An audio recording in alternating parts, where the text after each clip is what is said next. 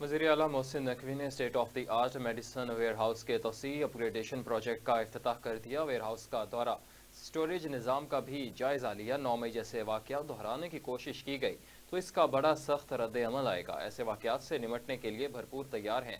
9 मई जैसे वाक़यात का मुल्क मुतहम्मिल नहीं हो सकता और ना ही इसकी इजाज़त देंगे। अवाम गुमराह करने वालों से बचें।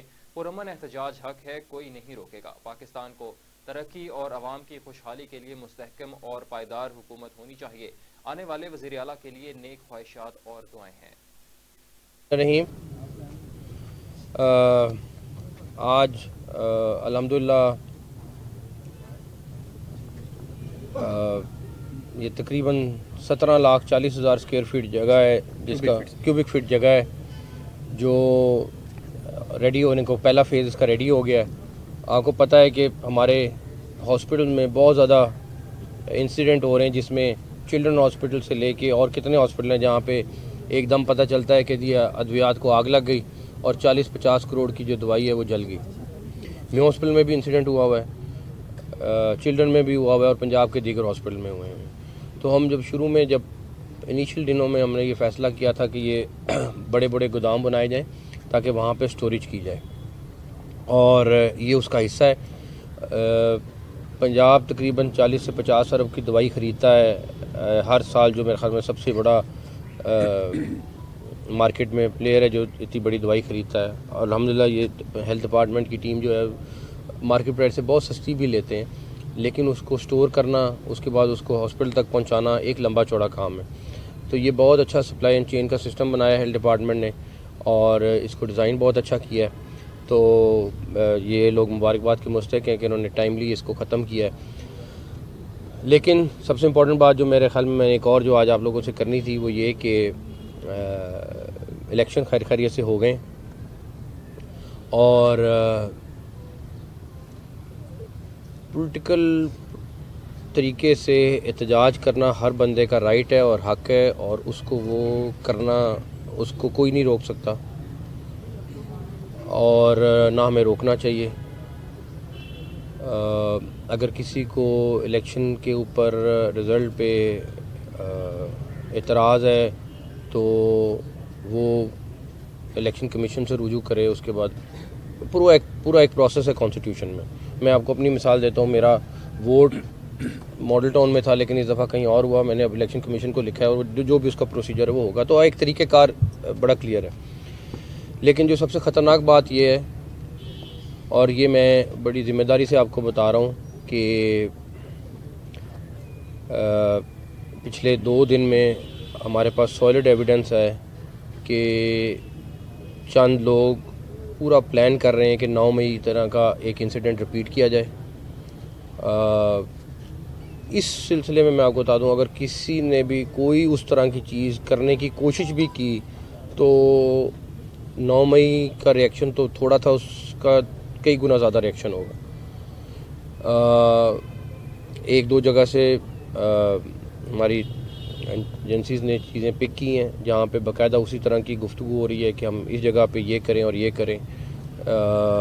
मैं इसलिए एडवांस बताना चाह रहा हूँ कि हम नहीं चाहते कि ऐसे कोई वाक़यात दोबारा हों, और निबड़ने की तो प्रैक्टिस पुलिस को भी है, सबको है, लेकिन हम नहीं चाहते कौम और डिवाइड हो।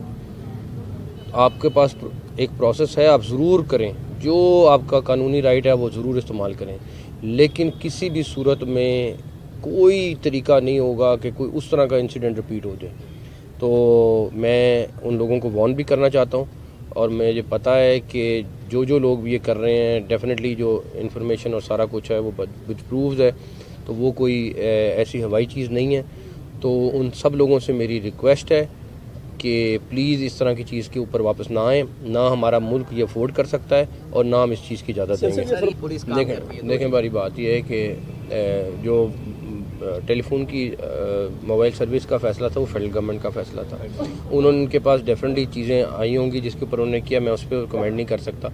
लेकिन अगर कोई पुलिस वालों के ऊपर या किसी गवर्नमेंट वाले के ऊपर कोई इतराज़ करेगा तो वो जाके इलेक्शन कमीशन करे, उसके अलावा कोई उसके पास रास्ता नहीं है करने का। ये बड़ी क्लियर बात होनी चाहिए।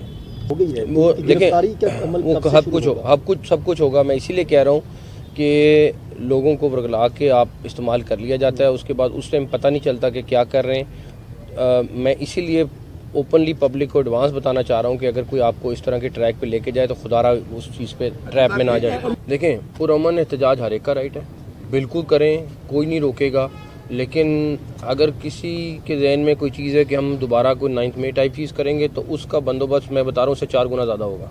देखें, 5 से 7% मुझे सेक्रेटरी साहब बता रहे हैं कि दवाइयाँ ज़ाया हो जाती थी, तो ये सारी अगर लेट से 50 अरब रुपया साल का है तो आप 7% लगा लें, तकरीबन 3 से 4 अरब रुपया आपका बचेगा, बहुत बड़ी रकम है।